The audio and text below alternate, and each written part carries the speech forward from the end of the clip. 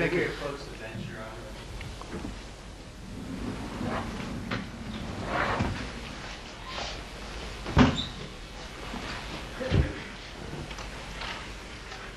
That's what I call terrible body language into the jury. I mean, if you want body language, you even got it from the witness stand there. What I observed was going to the rhythm. I didn't observe any kind of signaling or disagreement with anybody's testimony. What I have reprimanded Ms. Kanye for is signaling witness, which she did, and indicating disagreement with her witness testimony. I've observed that it has no bad.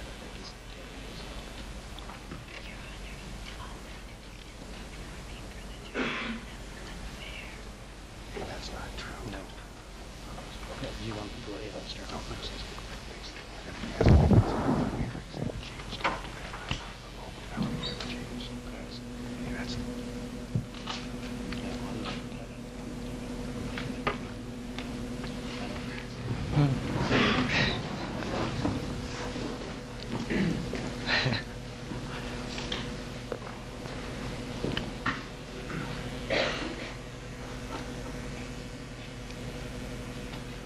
Mr. Jackson, is the falling of the partition on you in that song that you just heard, Exhibit A15?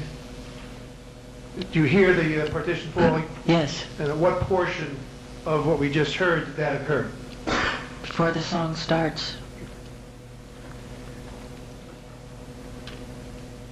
Was that the final version as it appears in the album itself?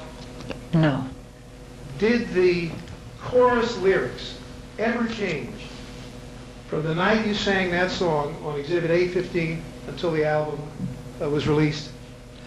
I don't think so. I think lyrically it's the same. Did the vocal melody ever change? No, Never changed before the album came out or after you recorded it that night? no. Who were the co-composers of the song? Well, Billy Betrell Okay.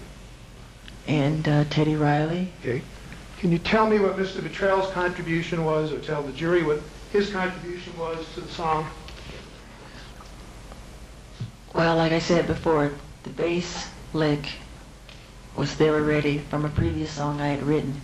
And Billy Betrell had taken the bass sound and he put chords from a keyboard, chords on top of that, and drum sounds.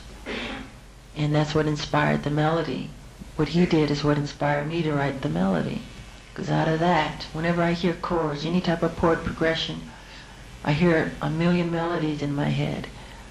And out of hearing that, that's what inspired me to write that. So that's what Billy did. What was Mr. Riley, Teddy Riley's contribution? Teddy's contribution, because even after recording the one you just heard, I wasn't satisfied with it. To me, it wasn't contemporary enough. So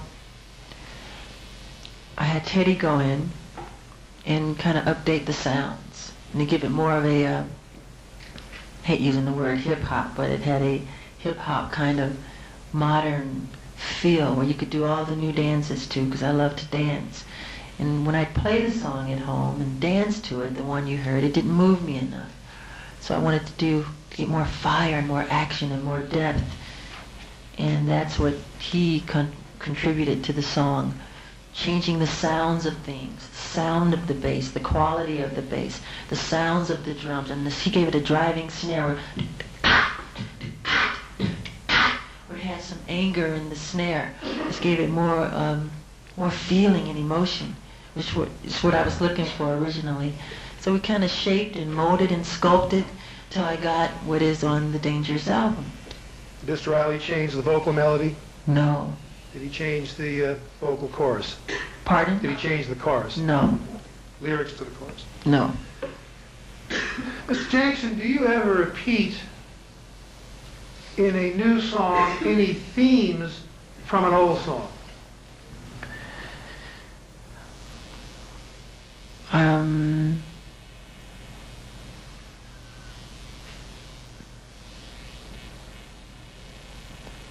you say the word theme, Or do you do anything similar in a new song to something you have done previously? yeah, I guess I do it kind of subconsciously. I don't do it on purpose. Is there any part or portion of Dangerous which bears any relationship to any similar song that you've done? Yes. Just tell me what the other song was first. Just tell me the other song. The other song is called Another Part of Me from the Bad album. And roughly when was the Bad album done, recorded? 87, 1987. And Another Part of Me, is that in the Bad album as released? Yes. Yes.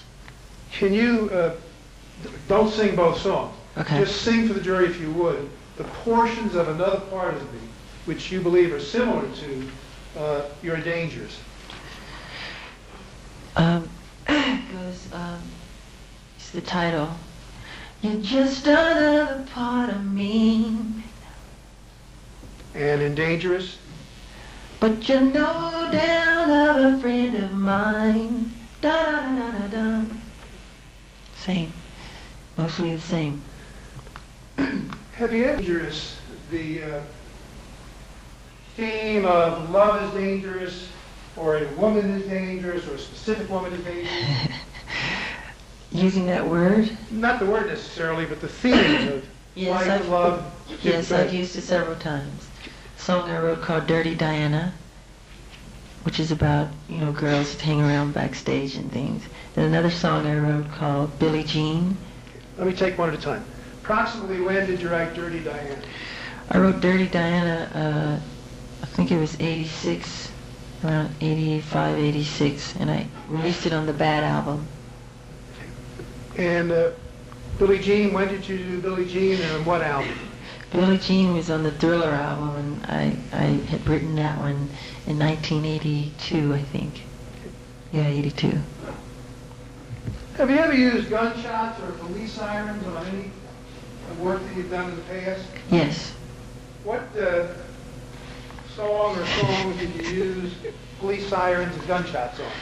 A song I wrote called Smooth Criminal.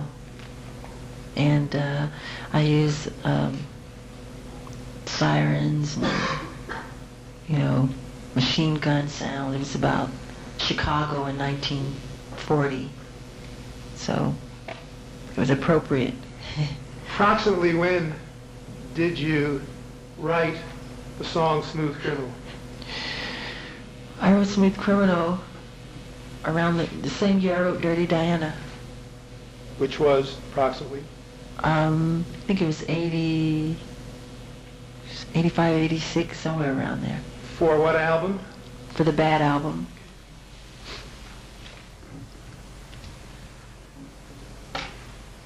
Mr. Jackson, do you have any policy with regard to unsolicited tapes? Yes. And would you tell the jury what that policy is and how long you've had that policy? Well, I don't take any unsolicited tapes because I know the danger involved.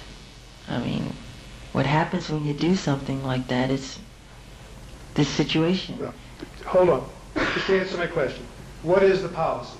The policy, I do not take unsolicited tapes. Is No that way. personal to you, or does that apply to people and the companies that... Everybody knows that.